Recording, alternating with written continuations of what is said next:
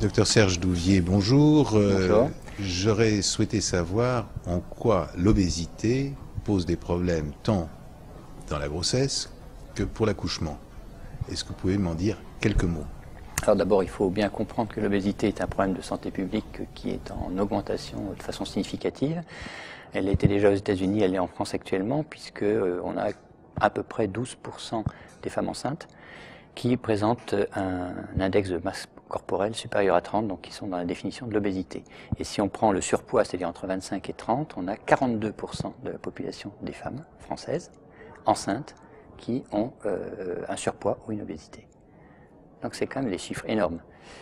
Donc c'est un réel problème de santé publique. Alors pourquoi c'est un problème de santé publique? Bon, d'une part sur le plan nutritionnel et tous les risques liés à l'obésité, mais ça c'est de façon générale.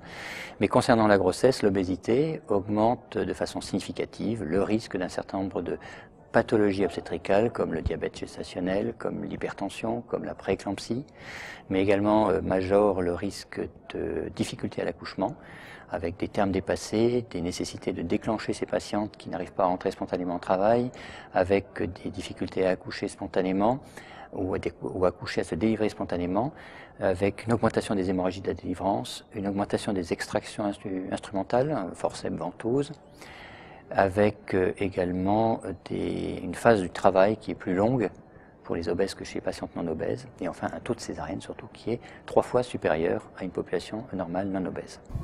Alors comment on explique le lien entre cette obésité et ces problèmes au cours de l'accouchement?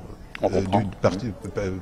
En partie seulement, parce que les difficultés d'accoucher sont liées à quoi précisément dans le cas de l'obésité? Alors il y a plusieurs choses qui interviennent. Il y a d'abord des problèmes purement mécaniques, à savoir l'obésité externe est également interne, c'est-à-dire qu'il y a de la graisse intrapelvienne qui va gêner la progression et la descente de la présentation, donc qui va rallonger le temps du travail et qui éventuellement va même empêcher l'expulsion normale. Il y a également la mauvaise sensibilité qu'a la patiente obèse sur l'ocytocine, donc les médicaments qui vont entraîner les contractilités utérines. Et donc cette mauvaise réponse aux ocytocines fait qu'en pratique on est obligé d'en mettre des doses supplémentaires, plus importantes, avec des effets qui ne sont pas forcément efficaces. Et puis peut-être que se rajoute bien sûr toute la morbidité liée à l'obésité en cours de grossesse, à savoir la macrosomie. Quand on a un bébé de 4,5 kg, c'est sûr que c'est plus dur à sortir que quand on a un bébé de 3,1 kg. Le diabète gestationnel qui va également entraîner des élargissements des épaules et donc un risque de dystocie des épaules. Donc tout ça, ce sont des éléments, des facteurs qui vont intervenir sur les difficultés à accoucher par voie basse.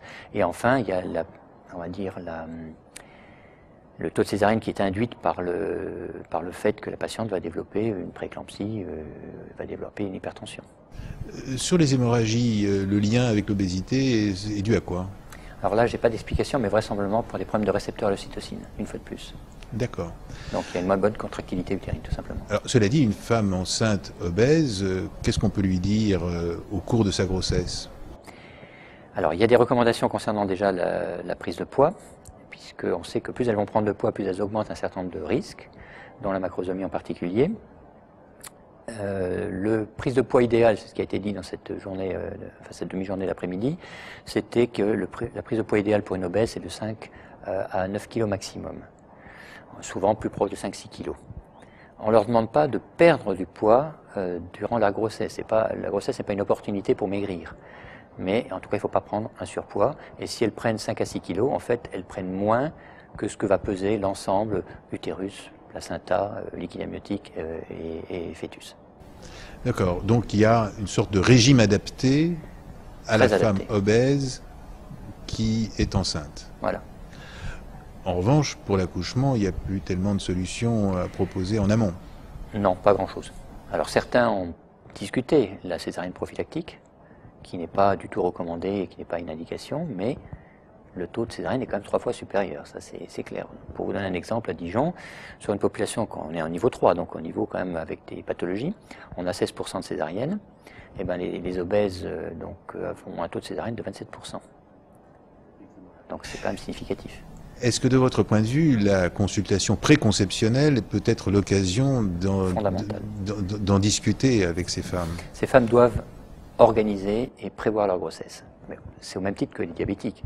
C'est-à-dire qu'en fait, Le premier objectif, c'est de les faire maigrir au préalable, mais de ne pas les mettre enceintes immédiatement après un amaigrissement important, dans la mesure où il y a une carence nutritionnelle suffisamment majeure qui risque d'entraîner une augmentation des malformations, des embryopathies par carentiel. Donc il faut les faire maigrir, mais de façon intelligente.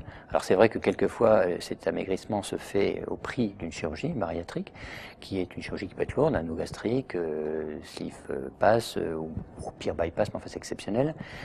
Et à ce moment-là, on leur demande pendant 1 an, voire 18 mois, de ne pas être enceinte, de façon à s'équilibrer sur le plan du poids, s'équilibrer sur le plan nutritionnel, et ensuite on prévoit la grossesse en les renforçant sur le plan vitaminique 3 mois au préalable du démarrage de la grossesse. Je vous remercie.